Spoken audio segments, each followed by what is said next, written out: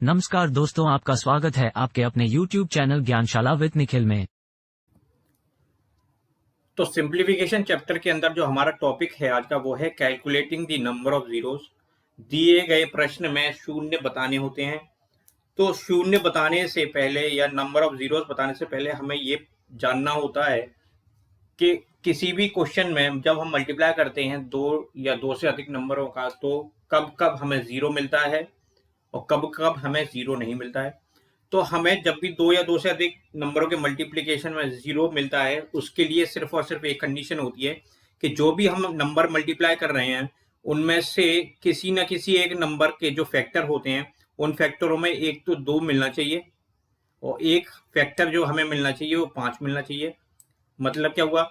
मतलब ये हुआ कि जब भी हम दो या दो से अधिक नंबरों का मल्टीप्लाई करते हैं आपस में, तो उनको अगर हम तोड़ के देखें मल्टीप्लाई करने से पहले अगर उन नंबरों के हम फैक्टर निकालें, तो फैक्टर कुछ इस तरीके से निकलने चाहिए कि उनमें कम से कम एक बार तो दो आना चाहिए और कम से कम एक बार 5 आना चाहिए।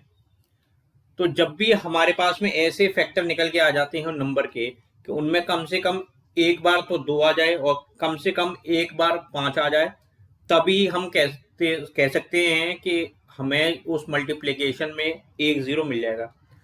आसान शब्दों में कहा जाए कि हमें चेक करना है कि हमें कोई इक्वेशन दे रखी है जिसमें दो या दो से अधिक नंबर दिए हुए हैं जो मल्टीप्लाई हो रहे हैं आपस में, और हमें अगर ये देखना है कि उनमें क्या जीरो मिलेगा या नहीं मिलेगा, तो हम क्या करेंगे, हम 5 और 2 के वो निकालेंगे, पेयर निकालेंगे या जोड़ियां बनाएंगे। कैसे निकालेंगे? फैक्टर हमें पता होने चाहिए नंबरों के। उन फैक्टरों में हम गिनेंगे कि 2 हमें कितनी बार मिल रहा है और 5 कितनी बार मिल रहा है। फिर हम ये 2 के और 5 के पेयर बनाएंगे। तो जितने हम पेयर बना सकते हैं उतने हम पेयर बना लेंगे और जितने भी हमारे पेयर बन जाएंगे उतने ही हमारे नंबर ऑफ जीरो मिल जाएंगे, क्योंकि हमारे पास में जो कंडीशन होती है, सबसे दो छोटे जो दो नंबर होते हैं जिनका मल्टीप्लाई करके हमें जीरो मिल सकता है वो होता है 2 और 5। इसका जब हम मल्टीप्लाई करते हैं तो हमें हमें जो आंसर मिलता है वो मिलता है 10 और 10 में एक जीरो होता है। ठीक है, अब मान लीजिए कोई दो ऐसे नंबर लेते हैं, एक मैंने ले लिया 3 और एक मैंने ले लिया 4, तो इसमें जो आंसर आएगा 12 आएगा। इसमें कोई भी जीरो नहीं है। तो जीरो आने की हमारी जो शर्त होती है वो ये होती है कि जीरो लाने के लिए या जीरो आने के लिए हमारे पास में कम से कम एक बार दो आना चाहिए मल्टीप्लाई में और कम से कम एक बार 5 आना चाहिए। अगर इनमें से कोई एक भी नहीं आ रहा है, मान लीजिए इस वाले क्वेश्चन में हमें दो तो यहां से मिल जाता लेकिन हमें 5 नहीं मिला, तो दो मिल गया है 5 नहीं मिला, इस वजह से हमारे पास में जो मल्टीप्लाई निकल के आया 12, इसमें कोई भी जीरो नहीं है। तो हमें 2 की और 5 की जोड़ियां बनानी होती हैं, 2 और 5 के पेयर बनाने होते हैं। जितने हम पेयर बना सकते हैं उतने ही हमारे जीरो बन जाएंगे। अगर हम पेयर नहीं बना सकते हैं या हमारे पेयर जो होते हैं उनकी संख्या जीरो होती है, तो हम ये कहते हैं कि हमारा जो भी आंसर होगा उसमें नंबर ऑफ जीरो जो होंगे वो कुछ भी नहीं होंगे, जीरो ही होंगे। अब इसी कंसेप्ट का क्वेश्चन हम अपने क्वेश्चन में अप्लाई करते हैं। तो क्वेश्चन क्या कहता है? क्वेश्चन है पहला आज का, वो है 1 multiply by 2 multiply by 3 multiply by 4, multiply करते जाएंगे 100 तक और जो मल्टीप्लीकेशन होगा उसमें नंबर ऑफ जीरोस हमें बताने हैं। ठीक है, तो अब क्या करते हैं, मैंने जैसे बताया था कि जब भी हमें क्वेश्चन दिया होगा उसमें हमें नंबर ऑफ जीरोस बताने के लिए 2 के और 5 के पेयर बताने होते हैं। अगर हम पेयर बता सकें कि 2 और 5 के पेयर बन रहे हैं तो हम नंबर ऑफ जीरोस बता पाएंगे कितने आ रहे हैं। और मान लीजिए कोई ऐसा क्वेश्चन आ गया जिसमें 2 के और 5 के पेयर नहीं बन पा रहे हैं आपस में, 2 और 5 का एक पेयर नहीं बन पा रहा, जोड़ा नहीं बन पा रहा कोई भी, तो उस केस में हमारा जो आंसर होगा उसमें कोई भी जीरो नहीं होगा। तो अब हम देखते हैं कि इन क्वेश्चनों में दो की संख्या या दो कितनी बार रिपीट हो रहा है वो कैसे निकालते हैं और 5 कितनी बार रिपीट हो रहा है वो कैसे निकालते हैं। तो अब अगर हम इसी क्वेश्चन को देखें, इस वाले क्वेश्चन को, क्वेश्चन नंबर 1 में, तो हम देख पाएंगे कि हमारे पास में जो भी दूसरा नंबर आता है, जैसे यहाँ पे 2 हो गया, यहाँ 4 हो गया, ऐसे 4 के बाद में 5 आएगा, 5 के बाद में 6 आएगा, 6 के बाद में 7 आएगा, 7 के बाद में 8 आएगा। तो हर दूसरी संख्या जो होगी वो होती है इवन। इवन मतलब सम संख्या होगी, और सम संख्या जो होती हैं वो अपने फैक्टर में दो हमेशा देती हैं। तो इस केस में हम ये कह सकते हैं कि क्योंकि ये हमारे पास में 1 से लेकर के 100 संख्या दे रखी हैं, इनमें 50 तो होंगी इवन मतलब सम संख्या होंगी, 50 जो होंगी वो होंगी ऑड, ऑड मतलब विषम संख्याएं होंगी। और क्योंकि हमारे पास में 50 सम संख्या है या 50 इवन नंबर्स हैं, तो हमारे पास में इस केस में कम से कम 50 जो होंगे वो मिल जाएंगे 2। तो हमने एक अंदाजा लगा लिया कि हमें इस इक्वेशन को सॉल्व करने पर 2 जो होंगे वो हमें कम से कम 50 जरूर मिलेंगे। कैसे मिलेंगे? अगर हम इसी को देखें तो यहाँ पे 2 से, इस वाले 2 से 1 2 मिल जाएगा, इस वाले 4 से जो है वो यहाँ से 2 बार 2 आएगा, क्योंकि 2 गुणा 2 मिलकर के 4 बनता है। ऐसे 6 आएगा तो 6 में बनेगा 2 गुणा 3 से, तो वहां से भी हम 1 2 निकाल सकते हैं। ऐसे ही करते करते अगर हम देखें तो हम ये अंदाजा लगा सकते हैं कि लगभग हमारे पास में 50, या यूं कहें कि हमारे पास में कम से कम 50 बार 2 मिलेगा। अब हमें चाहिए 5। 5 कितनी बार आ रहा है?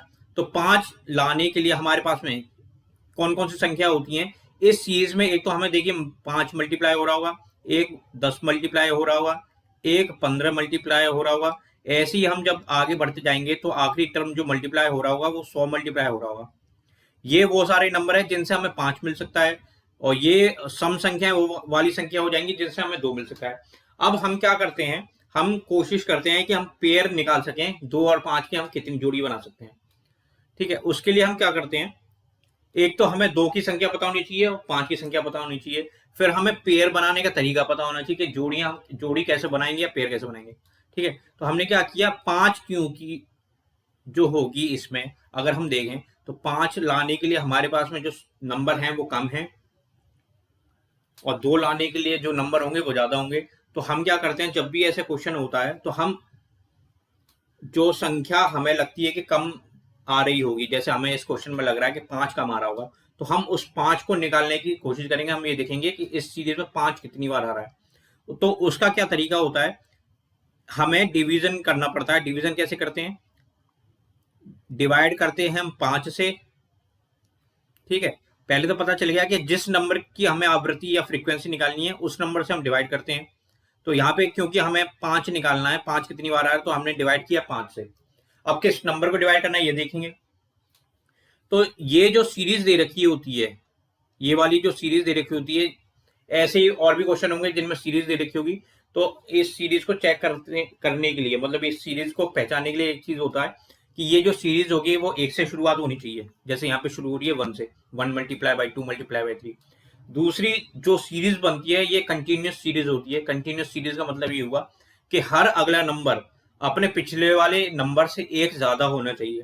जैसे इसमें दे रखा है, यहाँ पे 1 दे रखा है, यहाँ 2 दे रखा है, यहाँ 3 दे रखा है, यहाँ 4 दे रखा है। तो इसमें हर आगे वाला नंबर अपने पिछले वाले नंबर से 1 ज्यादा है, और ये सीरीज 1 से शुरू हो रही है, 100 तक जा रही है, तो ये कंटिन्यूस सीरीज हो गई। तो जब भी ऐसी कंटिन्यूस सीरीज मिल जाए तो उसका जो भी लास्ट टर्म होता है, जैसे यहाँ पे 100 दे रखा है, इसको हम डिवाइड कर देते हैं। तो हमने क्या किया, 5 को 100 से डिवाइड किया, कितनी बार जाएगा, 20 बार जाएगा। तो रिमाइंडर क्या मिलेगा, हमें मिलेगा 0। ठीक है, अब जब भी हम ये देखते हैं भागफल या कोशेंट क्या है, अगर ये कोशेंट या भागफल इस डिवाइजर से या भाजक से बड़ा है तो इस कोशेंट को एक बार फिर से डिवाइड करते हैं। हम किससे डिवाइड करेंगे, उसी 5 से डिवाइड करेंगे।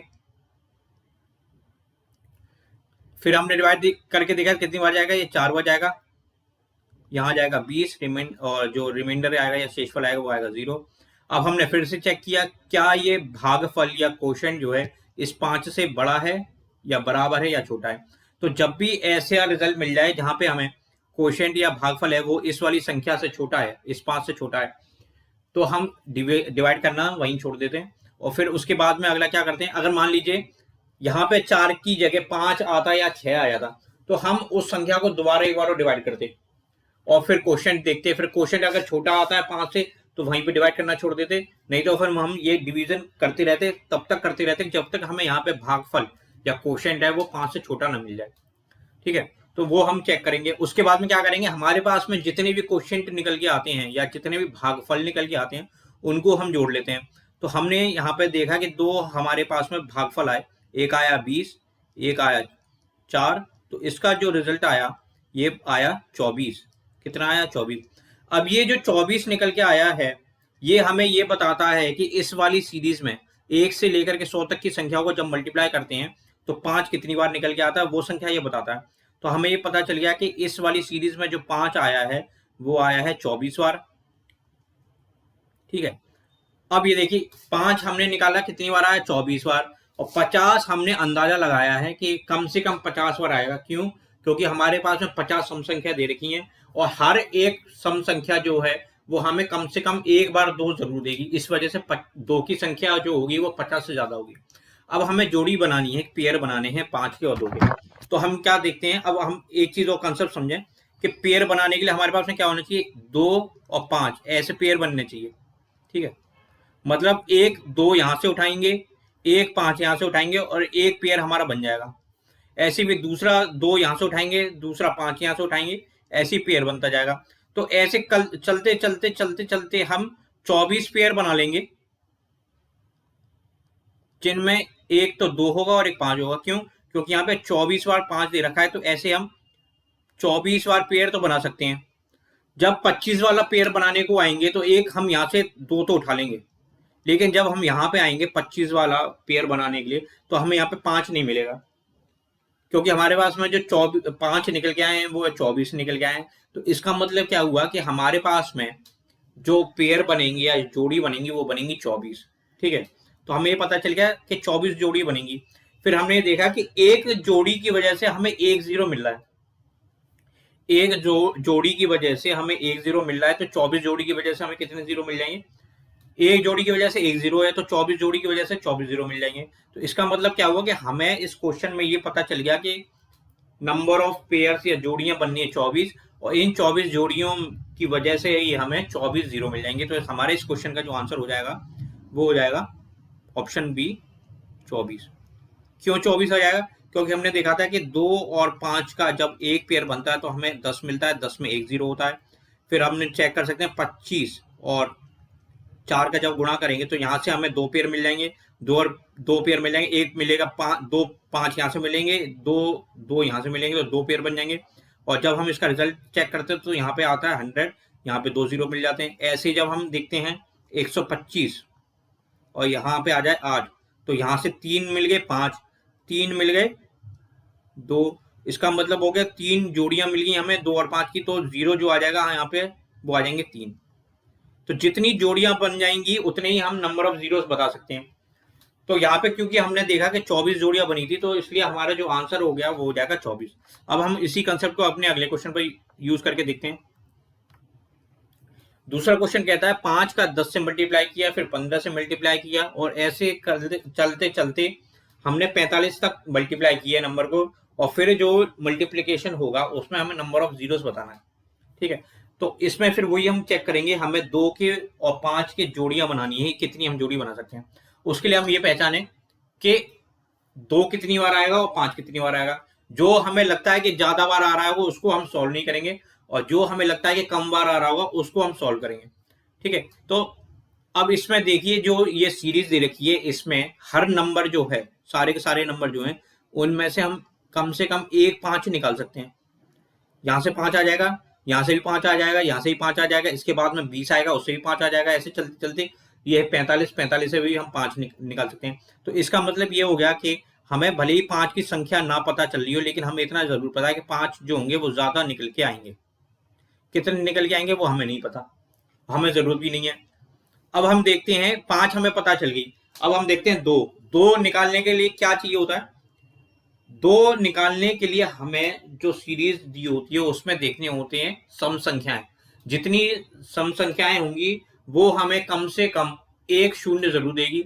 जो सम संख्या होंगी उनसे हम कम से कम एक शून्य निकाल सकते हैं। कैसे? कि जैसे एक सम संख्या हमारी ये दे रखी है 10, ऐसी 15 के बाद में 20 दे रखी होगी, ऐसे ही 30 दे रखी होगी, ऐसी 40 दे रखी होगी।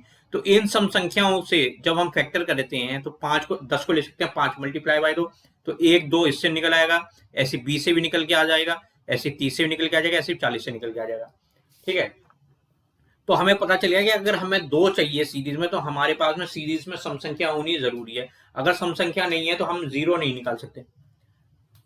ठीक है, तो अब क्योंकि ये सीरीज तो छोटी है तो इसको हम अपने बेसिक तरीके से भी सॉल्व कर सकते हैं और कंसेप्ट से भी सॉल्व कर सकते हैं। तो इसको हम क्या करते हैं, अपने पहले बेसिक तरीके से सॉल्व करके देखते हैं।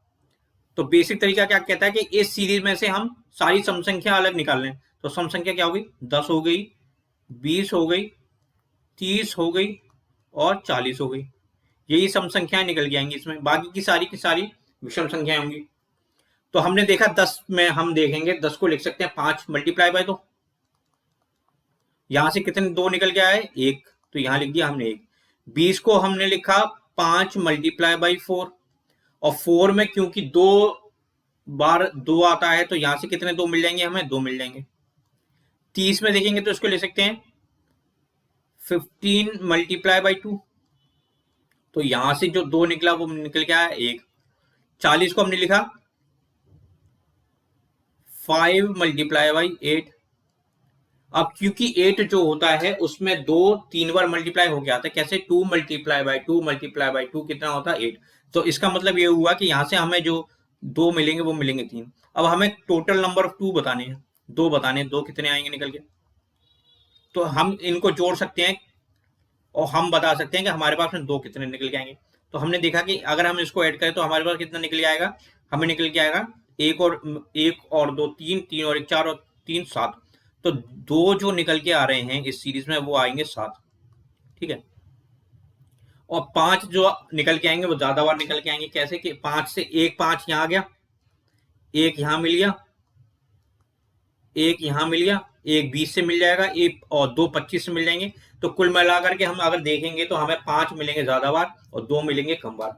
और तो हम अब हमें पेयर बनाने हैं, तो पेयर बनाने के फिर हम वो चेक करेंगे कि जब हम पेयर बनाने बैठेंगे तो हम 7 पेयर तो बना लेंगे, क्योंकि ये यहां से 7 मिल जाएंगे 5 और यहां से 7 2 मिल जाएंगे, तो 7 पेयर तो हम बना लेंगे, 7 पेयर हम बना लेंगे। 8वां जब हम पेयर बनाने आएंगे तो यहां से तो 5 हम ले लेंगे, लेकिन यहाँ पे हमें 2 नहीं मिलेगा, क्योंकि 7 जो हो रहा है वो 2 जो है वो 7 बार मल्टीप्लाई हो रहा है। तो 8वीं बार जब हम यहाँ से 2 निकालने की कोशिश करेंगे तो हमें नहीं मिलेगा। तो इसका मतलब ये है कि हमारे इस सीरीज में जो पेयर बनेंगे वो 7 बनेंगे, और जितने पेयर बन जाते हैं उतने ही हम नंबर ऑफ जीरोस निकाल पाते हैं। तो 7 पेयर की वजह से जो आंसर निकल के आएगा या नंबर ऑफ जीरोस निकल के आएंगे वो निकल के आएंगे 7, ठीक है। अब हम इस क्वेश्चन को कंसेप्ट से सॉल्व करते हैं। 5 निकालने का तो वही तरीका हो गया, हमने देख लिया कि 5 ज्यादा बार आएंगे।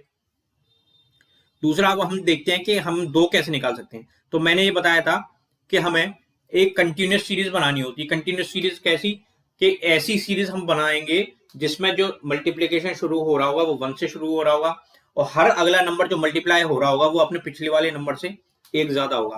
तो अगर हम इसमें क्या करते हैं, हमें 5 multiply by 10 multiply by 15 multiply by 20 ऐसे मल्टीप्लाई करते करते 45 तक मल्टीप्लाई करना है। तो हम क्या करते हैं, इसमें से 5 निकाल लिया, इसको जब हम लिखेंगे 10 को तो यहाँ लिखेंगे 5 मल्टीप्लाई बाई 2, 15 को लिखेंगे 5 मल्टीप्लाई बाई 3, 20 को लिखेंगे 5 मल्टीप्लाई बाई 4। ऐसे ही मल्टीप्लाई करते करते करते हम क्या करेंगे, 45 को लिखेंगे 5 मल्टीप्लाई बाई 9, ठीक है। क्या लिखा हमने, 5 मल्टीप्लाई बाई 5। अब हमने ये देखिया कि यहाँ पे जो 5 आ रहे हैं वो कितनी बार आएंगे। देखिए जब पहले टर्म में 1 बार आ रहा है, दूसरे टर्म में भी 1 बार आ रहा है, तीसरे टर्म में 1 बार आ रहा है, ऐसे करते करते ये टोटल जो नंबर आ रहे हैं सीरीज में वो आ रहे हैं 9। तो इसका मतलब ये हुआ कि इस सीरीज में हमारे पास में 5 9 तो निकल आएंगे। तो इसको हम सीधे सीधे 5 की पावर 9 लिख सकते हैं। अब हमारे पास में क्या सीरीज बनेगी, ये बनेगी यहाँ से बचेगा 1 मल्टीप्लाई में, यहाँ से बचेगा 2 मल्टीप्लाई में, यहाँ से बचेगा 3 मल्टीप्लाई में, यहाँ से बचेगा 4 मल्टीप्लाई में, और जो 25 आएगा 20 के बाद में जो 25 आएगा उस 25 में से 5 तो हमने यहाँ लिख लिया था, तो दूसरा बचा हुआ 5 हम यहाँ लिखेंगे। फिर 30 में से 5 हमने बाहर लिख लिया तो यहाँ बचेगा 6। 35 में से जो 5 आएगा वो हमने बाहर लिख लिया, यहाँ आएगा 7। फिर 40 में से जो 5 आएगा, 40 का जो 5 होगा फैक्टर वाला वो 5 हमने बाहर लिख लिया तो यहाँ से मिलेगा 8। और 45 का जो 5 है वो हमने बाहर लिख लिया था और यहाँ पे बचेगा 9, ठीक है। तो अब हम क्या करते हैं, अब हमें देखिए सीरीज मिल गई है कंटिन्यूस सीरीज, 1 2 3 4 5 6 7 8 ये सीरीज में मल्टीप्लाई हो रहे हैं और हर अगला नंबर अपने पिछले वाले से 1 ज्यादा है, तो ये कंटिन्यूस सीरीज होगी। अब हम चाहें तो यहाँ से भी डायरेक्ट नंबर ऑफ टूज निकाल सकते हैं या हम अपना कंसेप्ट निकाल सकते हैं अपना। तो कंसेप्ट क्या कहता है कि जिस संख्या को हमें निकालना हो कि कितनी बार रिपीट हो रहा है, उस संख्या से हम जो सीरीज दे रखी है उसके आखिरी कंटिन्यूस सीरीज के आखिरी नंबर को डिवाइड करते हैं। कितनी बार आएगा, 2 4 जार 8, रिमाइंडर आया 1, रिमाइंडर को छोड़ देंगे। अब क्योंकि ये क्वोशिएंट या भागफल जो है वो इससे डिवाइजर से या भाजक से बड़ा है तो एक बार फिर डिवाइड करेंगे। 4 का डिवाइड किया हमने 2 से, कितनी बार जाएगा, 2 बार, यहाँ रिमाइंडर आ जाएगा 0। फिर हमने चेक किया कि ये जो क्वोशिएंट है ये इस 2 से बराबर है, और जब भी क्वोशिएंट जो है वो डिवाइजर से बड़ा हो या बराबर हो तो उसको हम डिवाइड करते हैं, तब तक करते जाते हैं जब तक कि हमारा जो क्वोशिएंट है वो छोटा ना हो जाए डिवाइजर से। तो इसको फिर से एक बार डिवाइड किया, 2 का डिवाइड किया 2 से, कितनी बार गया, एक बार। अब हमने देखा कि हमारा जो लास्ट में जो डिवाइजर आ रहा है, ये क्वोशिएंट आ रहा है या भागफल आ रहा है, वो आ रहा है 1, और क्योंकि 1 जो है वो इस डिवाइजर से छोटा है इसलिए हम अपना डिवीजन बंद कर देंगे। अब हमें क्या करना होता है, इन वाले जो क्वोशिएंट है या भागफल है इनको जोड़ते हैं। तो जब हमने भागफल को जोड़ा तो 1 यहाँ से लिखा, 4, 2 यहाँ से लिखा और 3 यहाँ से लिखा, इनको जोड़ा तो हमारे पास में जो आया वो आया 4 प्लस 2 प्लस 1, कितनी वैल्यू आ गई, 7। 7 क्या बताती है, 7 बताती है ये वाली संख्या कितनी बार आ रही है जिससे हम डिवाइड किया है वो बताती है। तो इसका मतलब क्या हो गया, 2 हमारा कितनी बार आ गया, 7 बार, और 5 बार जो है हमारा, 5 जो है वो 9 बार तो यहीं आ गया। 5 की पावर 9 में जो होगा वो 5 कितनी बार हो जाएगा, 9 बार, और 5 हमने यहाँ से ले लिया तो हमारे पास में टोटल कितने 9 आए, वो 5 आए हैं, 10 बार आया, और 2 जो आया है वो 7 बार आया। तो जब हम जो पेयर बनाने बैठेंगे तो 7 पेयर तो हम बना लेंगे, 8वें पेयर में जब हम 5 ऊपर से उठाएंगे और 2 लेने आएंगे नीचे से तो हमें पता चलेगा कि हमारे पास में 2 है नहीं। तो इसका मतलब ये हो कि हमारे जो पेयर बनेंगे वो बनेंगे 7 पेयर बनने की वजह से जो हमारे पास में नंबर ऑफ जीरोस हो जाएंगे वो हो जाएंगे 7। तो इसी वजह से हमारे जो आंसर आया वो आया है ऑप्शन ए। इस क्वेश्चन को मैंने दोनों तरीके से करके बता दिया। तो जब भी अगर छोटी सीरीज दे रखी हो तो हम अपने इस वाले मेथड से भी यूज कर सकते हैं जो मैंने यहाँ पे बताया था, और इस वाले अपने बेसिक वाले मेथड से भी यूज कर सकते हैं। अब हम चलते हैं अपने क्वेश्चन नंबर 3 की ओर। क्वेश्चन नंबर 3 क्या कहता है, 1 multiply by 3 multiply by 5 multiply by 7 multiply by 9, और कहां तक मल्टीप्लाई करना है, 99 तक मल्टीप्लाई करना है। जो आंसर आएगा उसमें हमें शून्य की संख्या बतानी है, नंबर ऑफ जीरो बताने हैं। तो जैसे मैंने आपको ये बताया था कि जीरो तब ही आ सकता है जब हमारे पास में 2 और 5 के कम से कम एक पेयर बने, मतलब ऐसा कम से कम एक पेयर होना चाहिए जहां पे हमें 2 भी मिल रहा हो मल्टीप्लाई में और 5 भी मिल रहा हो, तभी हम जीरो बना पाएंगे। एक पेयर बनेगा तो एक जीरो आ जाएगा, 2 पेयर बनेंगे तो 2 जीरो आ जाएंगे, 3 पेयर बन जाएंगे तो 3 जीरो आ जाएंगे। अब अगर हम इस क्वेश्चन को देखें तो ये जो क्वेश्चन है इसमें सारी की सारी जो नंबर्स दे रखे हैं या संख्या दे रखी है वो विषम संख्या दे रखी है। एक जो दे रखा है वो भी विषम है, 3 भी विषम है, 5 भी विषम है, 7 भी विषम है, 9 भी विषम है, 9 के बाद में 11 आएगा, 13 आएगा, 15 आएगा, 17 आएगा, ऐसी 99 तक हम पहुंचेंगे। तो क्योंकि इस सीरीज में या इस क्वेश्चन में जितने भी टर्म्स दे रखे हैं वो सारे के सारे विषम हैं। विषम है इसका मतलब है कोई भी हमें सम संख्या नहीं दी हुई है इसमें, और सम संख्या नहीं देने की वजह से हमें इस सीरीज में एक भी जीरो नहीं मिलेगा। एक भी जीरो इसलिए नहीं मिलेगा क्योंकि हमारे पास में पेयर नहीं बनेंगे 2 के 5 के, क्योंकि पेयर बनने के लिए हमारे पास में कंडीशन क्या है कि कम से कम एक हमारे पास में सम संख्या होनी चाहिए। और ये सारी की सारी सीरीज जो है ये तो पूरे क्वेश्चन में जो नंबर दे रखे हैं ये विषम दे रखे हैं और दे रखे हैं, इसीलिए सम नहीं है। सम नहीं है तो हमारे पास में 2 और 5 के पेयर नहीं बन पाएंगे, और पेयर नहीं बन पाएंगे तो हमारे पास में नंबर ऑफ जीरोस कितने रहेंगे, शून्य रहेंगे, एक भी जीरो नहीं बन पाएगा। आप इसको देखते हैं कैसे।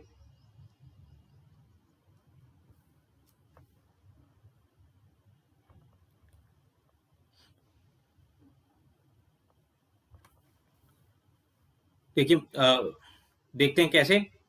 ऐसे कि 2 अगर होता हमारे पास में और 1 5 हमें मिल जाता तो 1 0 बन जाता मिलकर, 5 हमें यहां से मिल जाएगा लेकिन 2 नहीं मिल पाएगा। फिर अगर हमारे पास मान लीजिए 4 होता और 1 5 यहाँ पे भी होता तो अभी हम जीरो बना सकते थे, लेकिन हमारे पास में कोई भी सम संख्या नहीं है, इसी वजह से यहाँ पे नंबर ऑफ जीरोस क्या होंगे, जीरो ही रहेंगे, एक भी हमें जीरो नहीं मिलेगा इस मल्टीप्लाई में। अब हम चलते हैं अपने क्वेश्चन नंबर 4 की ओर। क्वेश्चन नंबर 4 क्या कहता है, क्वेश्चन नंबर 4 कहता है फैक्टोरियल 25 में शून्य की संख्या ज्ञात करनी है। तो पहले तो हमें फैक्टोरियल 5 को लिखना आना चाहिए कि फैक्टोरियल 5 का मतलब क्या होता है। तो मैंने अपने कल के वीडियो में ही बताया था कि जब भी हमें ऐसे लिखा हो फैक्टोरियल या ये साइन बन के आ रहा हो, जैसे मान लीजिए अगर ये होता 25 लिखा होता, तो इसका भी मतलब होता है फैक्टोरियल। इसको भी हम ऐसे भी लिख सकते हैं। और जब भी ऐसी संख्या दे रखी होती है तो इसको सॉल्व करने का क्या तरीका होता है, हम इसको नंबर को लिखेंगे और इसमें अपने से एक छोटे वाले नंबर को मल्टीप्लाई करेंगे, फिर एक छोटे वाले नंबर को मल्टीप्लाई करेंगे, फिर एक छोटे वाले नंबर को मल्टीप्लाई करेंगे। और कहाँ तक मल्टीप्लाई करते रहेंगे, हम मल्टीप्लाई करेंगे तब तक मल्टीप्लाई करेंगे जब तक हमें छोटी संख्या एक ना मिल जाए। तो इसका मतलब ये हो गया, इसको भी हम फैक्टोरियल 25 कह सकते हैं। तो इसको सॉल्व करने का मतलब क्या हुआ कि हमें इस वाली सीरीज को सॉल्व करना है। ठीक है, इस वाली सीरीज को सॉल्व करना है तो हमें ये भी पता चल गया, क्योंकि ये सीरीज 1 से शुरू हो रही है और मल्टीप्लाई जो हो रहा है वो कंटिन्यूस नंबर पे हो रहा है, और अपना जो अगला नंबर है इस सीरीज का वो अपने पिछले वाले नंबर से एक ज्यादा है, तो ये कंटिन्यूस सीरीज होगी। अब कंटिन्यूस सीरीज होगी इसका मतलब हम अपना डिवीजन मेथड लगा सकते हैं। तो हमें 2 चाहिए, 2 कितनी बार आ रहा है, और 5 चाहिए, 5 कितनी बार आ रहा है। ठीक है, तो क्योंकि ये कंटिन्यूस सीरीज है और कंटिन्यूस सीरीज में हर दूसरा नंबर एक सम संख्या होगा, मतलब कि हर दूसरे संख्या से हमें 1 2 तो मिल जाएगा कम से कम, तो यहाँ पे जो 2 होंगे वो ज्यादा मिल जाएंगे, तो 2 की संख्या जो कि वो ज्यादा हो जाएगी।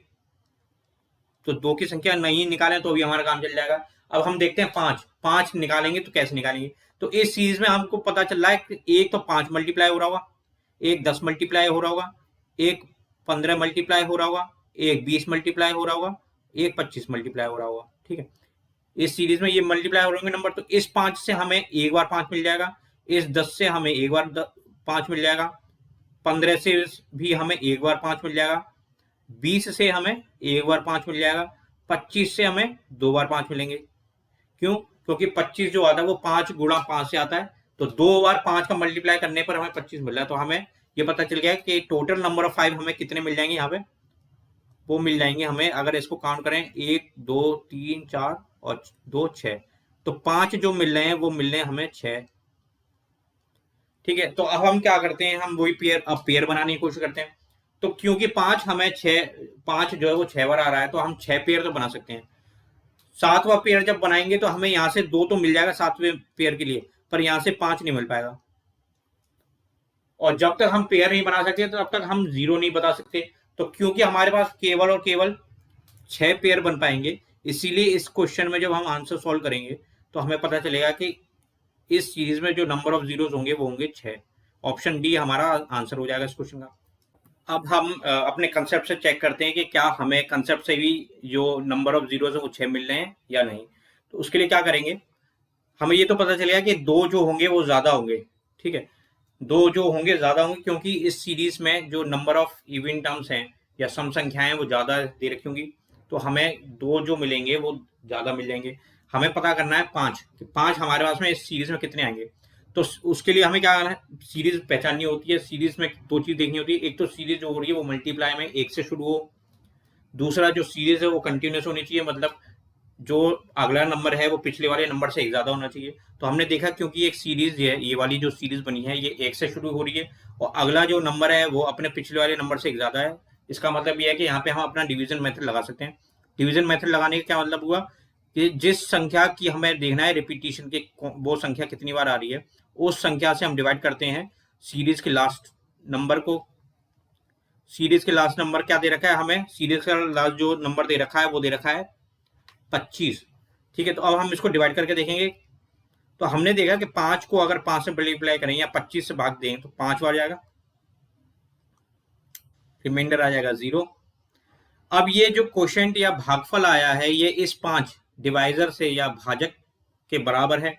तो जब भी जो क्वोशिएंट होगा वो भाजक के बराबर होगा या बड़ा होगा तो हमें और एक बार और डिवाइड करना पड़ेगा। तो हम डिवाइड करेंगे इस क्वोशिएंट को इस डिवाइजर से एक बार और फिर से, कितनी बार जाएगा, एक बार, रिमाइंडर आ जाएगा 0। अब हमने देखा कि यहाँ पे एक आ गया हमारा क्वोशिएंट या भागफल जो कि इस डिवाइजर से या भाजक से छोटा है, तो हम अपना डिवीजन यहीं पे छोड़ देते हैं। अब हमें सिर्फ और सिर्फ 5 निकालने ही कितनी बार आना है, उसके लिए हम क्या करते हैं, इन सभी जितने क्वोशिएंट है इन सबको जोड़ लेते हैं। तो हमने 5 को जोड़ा 1 से, कितनी वैल्यू आएगी 6। इसका मतलब ये हुआ कि 5 जो होगा वो 6 बार रिपीट हो रहा होगा। अब 5 क्योंकि 6 बार रिपीट हो रहा है और 2 जो होगा वो 6 से ज्यादा बार रिपीट हो रहा होगा, तो हम जो पेयर बनाते हैं उसमें हम क्या देखते हैं कि जो नंबर कम बार रिपीट हो रहा है उतनी हम पेयर बना सकते हैं, या यूं कहें कि जब हम 6 पेयर बना चुके होंगे 2 और 5 का, और 7वां पेयर जब बनाने के लिए हम कोशिश करेंगे तो 1 2 यहाँ से हमें मिल भी जाएगा मान के चलिए, तो यहाँ से हमें 5 नहीं मिल पाएगा 7वें पेयर के लिए। तो इसका मतलब ये हुआ कि कुल मिलाकर के हमारे पास में 6 पेयर बनेंगे, और 6 पेयर बनने की वजह से हमारे पास में इस क्वेश्चन में जो नंबर ऑफ जीरोस होंगे वो 6 होंगे। तो ये जो क्वेश्चन मैंने आपको आज करवाए हैं ये नंबर ऑफ जीरोस निकालने के बेसिक क्वेश्चन है। कल हम इसी टॉपिक में बैंक, एसएससी या किसी अन्य कंपटीशन एग्जाम में पूछे गए नंबर ऑफ जीरो से रिलेटेड क्वेश्चन को सॉल्व करेंगे और देखेंगे कि एग्जैक्टली किस तरीके के क्वेश्चन इस टॉपिक से पूछे जाते हैं हमारे कंपटीशन के एग्जाम में। तो मैं आशा करता हूँ आपको मेरी आज की ये वीडियो अच्छी लगी होगी और इससे आपको कुछ एक्स्ट्रा सीखने को मिला होगा। तो प्लीज़ इस वीडियो को लाइक कीजिएगा, शेयर कीजिएगा, चैनल अगर अभी तक आपने सब्सक्राइब नहीं किया तो प्लीज़ चैनल को सब्सक्राइब कीजिएगा। Thank you, have a nice day.